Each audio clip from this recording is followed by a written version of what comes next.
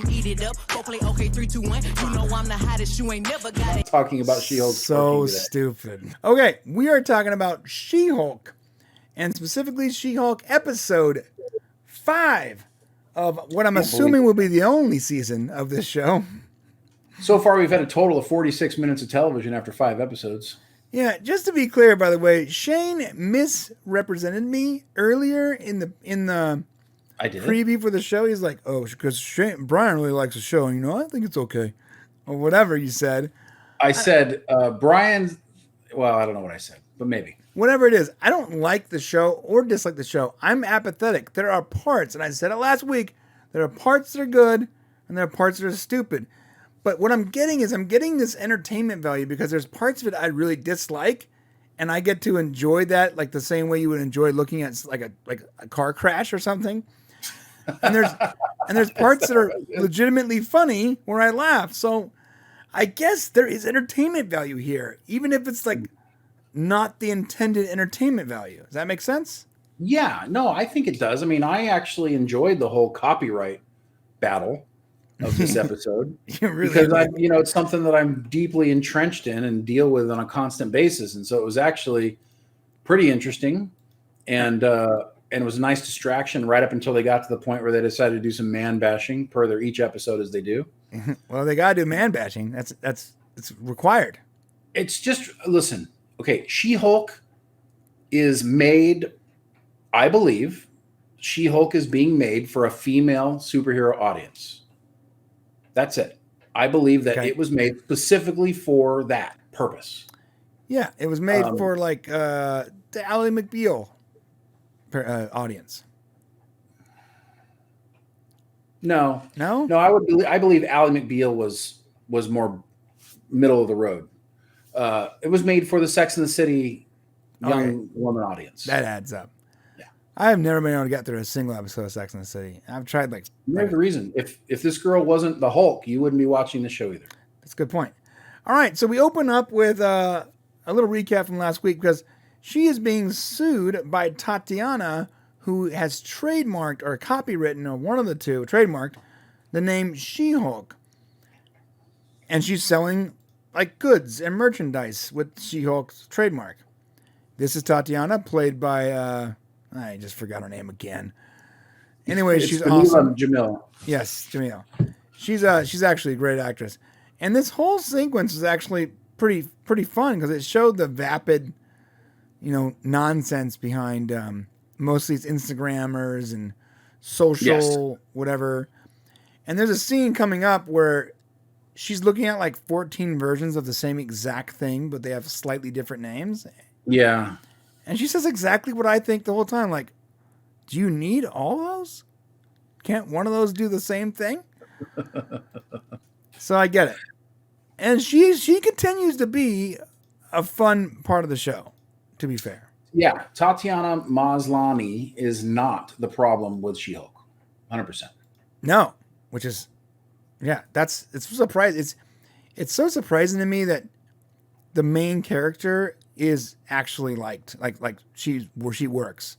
It's other parts of it that feels so like forced, Yeah, it's just the tone of it. It's like the tone. It's like the going to get her superhero dress made. The interactions between the characters, they're just so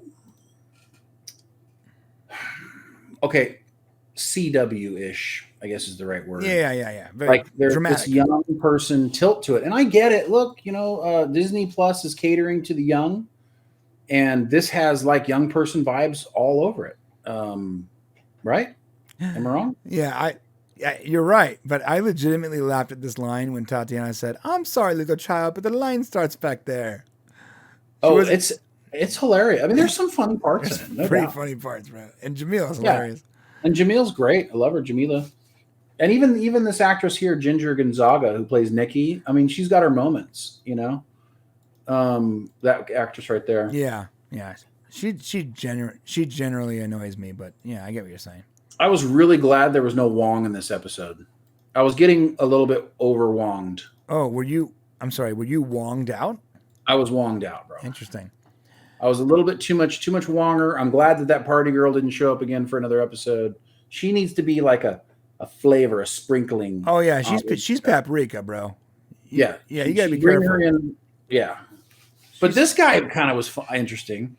So he's a bro feminist. He's like a bro feminist, right? Feminist bro. Yes, yeah. I don't know how to put it, but he was different. Like he's into sneakers, and he's Didn't we call those guys like? Weren't they called like yuppies? And then no, they were yuppies in the '80s, but they were called what? What were those guys called? Like,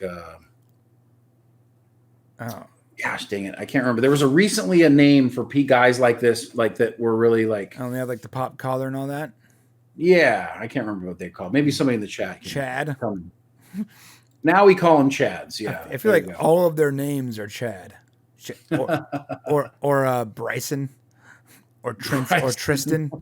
Tristan, stop! Just stop. Eventually, you get to Shane, and I'll be like, "What?" So he's asking for a favor. He wants to get some sneakers. She asks him for a favor. How can he hook her up with some of the fashion underworld? You know what's really funny? I hate to go on these side stories, but I worked in the fashion industry in Los Angeles for like 4 or 5 years, right? And it was in the fashion district. And a lot of this is actually pretty accurate. I'm not saying there's hidden, compartments or whatever, but they literally have like a falafel restaurant, and behind it is a giant warehouse where they're selling off-price Gucci or whatever. Right. And when you literally walk in and you have to knock and look at a camera, and it's the same exact thing. It's very accurate, actually. I actually love what happens here, where they go in the back and he's got the Avengers or Avengers. Oh yeah. The products. The counterfeit stuff. Yeah. That was great. Mel said Thad or Tad, and Sean said mansexual. I'll take it. Whatever it is. I mean, he's still sort of a fun character, if I'm being honest. And this was cool. All the counterfeit stuff. Mm-hmm. Look at that! Look at those off-brand characters. And look at great.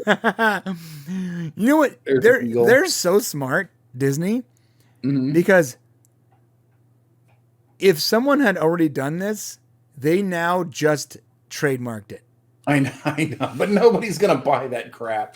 I mean, now they might buy it because it's a funny offshoot of this. But before this, nobody's buying an Avengers shirt. Right? I don't know. I sort of want to buy this. Well, now you do because of the situation. But like yesterday, you wouldn't have wanted to buy that. I don't know. I think it's funny. I might have yesterday. Yeah. I like how there's no stars on his shield. Instead it's the bald eagle. He's like, I got Avengers. I got Avengers. That's great. And then he's holding the shield. It's funny, man. It's really funny. Dressed up goofy, but it is. But look at this is a great example. But it's still tailored towards a young-minded audience. Yes, and that's where it loses me a little bit, even though it's mildly entertaining. And look, I can tolerate it for 6 minutes, which is the length of the show. This is pretty much how long it is.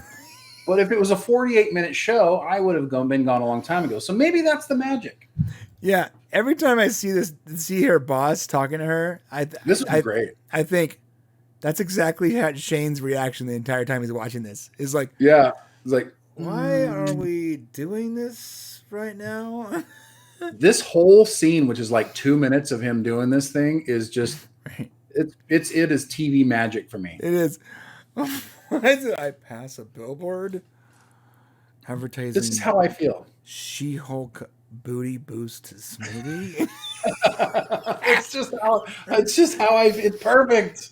That is me. That is yeah.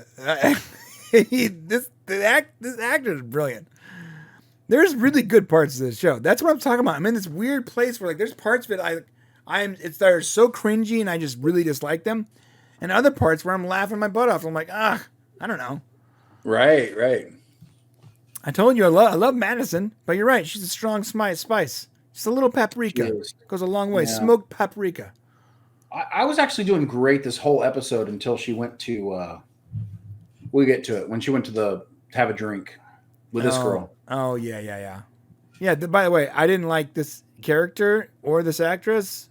I actually didn't even know that they were at odds. Like, did I miss something? She's a comic. So now this is one of those elements that you talk about that you don't like is you assume people understand the comic books. So from the comic books, this character is like this already. Okay. They have this relationship. Mallory Book, is that her name? So no setup whatsoever, just like.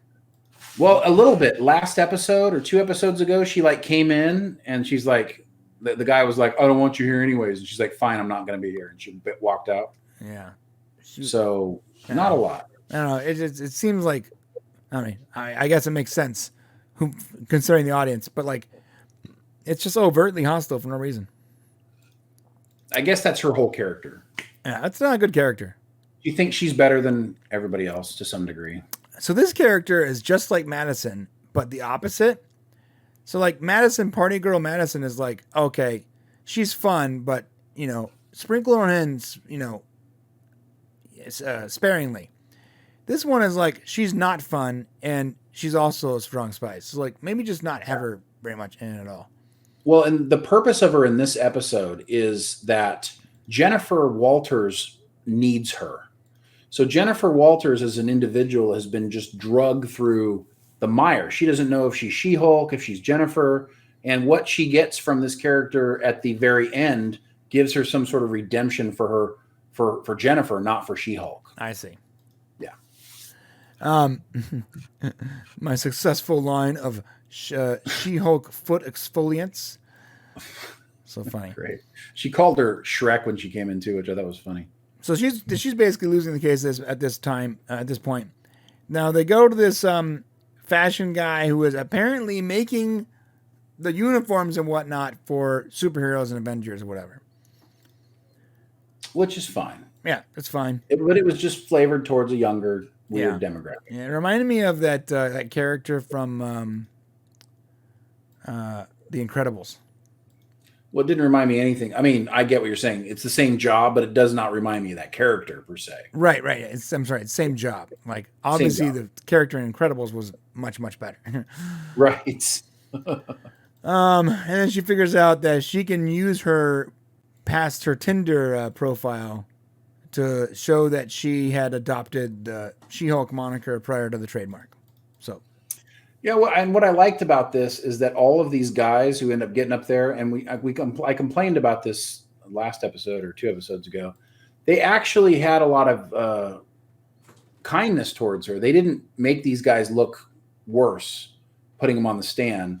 They actually had a little bit of they fought for her. Right. They did. Which was good. This guy's really into the how much can you bench? All right. And this is when she goes to have drinks with crazy lady. And this is the last unnecessary thing. So back to the drinks for a second. So this is what frustrates me about shows like this. When guys go out to drink and hang out, they don't just sit around and talking about girls the whole time and this about girls and that about girls. We don't just beat up on girls the whole time we're out hanging out. We talk about sports and other interesting things about that guys like, whatever, games, nerdy stuff, whatever. I mean, I think I used to talk about how much I liked girls.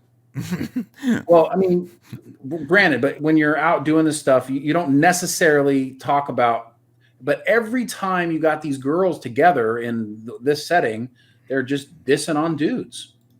It's every time. Yeah. And it happens again here again. They talk about what douchebags guys are. And it's like, is that what girls talk? Maybe that's what girls talk about. I mean, they've got girls writing the show, but I just don't know why it's important here. Yeah, it must be what they talk about. I have to assume that. Why can't we talk about something else? Why does it always have to be downing dudes? And I know it's to rally girls together. That's why they do that. It's like all the old sitcoms where the dads were constantly the joke, the butt of all the jokes. Right. To rally around. Did you ever see that commercial where the guy wanted guacamole, so he pulls the blender out and he just puts like the whole avocado in there? It's like they're so stupid they don't even know they have to peel the avocado or cut it or whatever. So there's they could have left that out. The episode probably would have been fine, but they just had to take that opportunity to punch some dude in the face. Yeah, you're right. And then she goes to get her clothes and blah blah blah. There is a really cool moment here where he I'll back it up a little bit, where they reveal that it looks like there's going to be a Daredevil crossover. Boom. Yeah, he's actually in 4 episodes of the show. So this is Daredevil's helmet, and what's interesting is it kind of actually helps us solve some MCU canon as to why at the end of the Netflix show, the character's headpiece didn't look right. Apparently, it's been being created or whatever. Oh, I see. So it makes that connection. Well, it's cool. I mean, I thought when I first saw the announcement for this, I was like, if that character from the Netflix show exists in this universe, which if Agents of S.H.I.E.L.D. doesn't exist, neither should he. But if he does, then if he doesn't show up as a lawyer on the lawyer show, that's a huge miss. Yeah. Right. And they will obviously do that. So again, though, none of the Netflix shows should be canon. You're right. Good point. Drives me nuts. All right. And that's about it. That's it. That's the that entire was it. thing.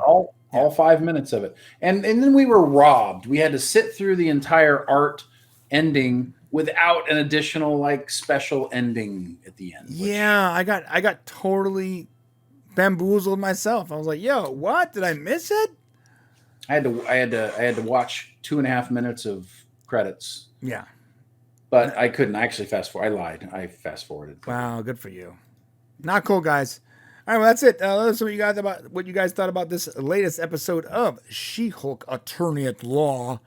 And on the way down to the comment section to show us how much you bench, hit the subscribe button and the like button.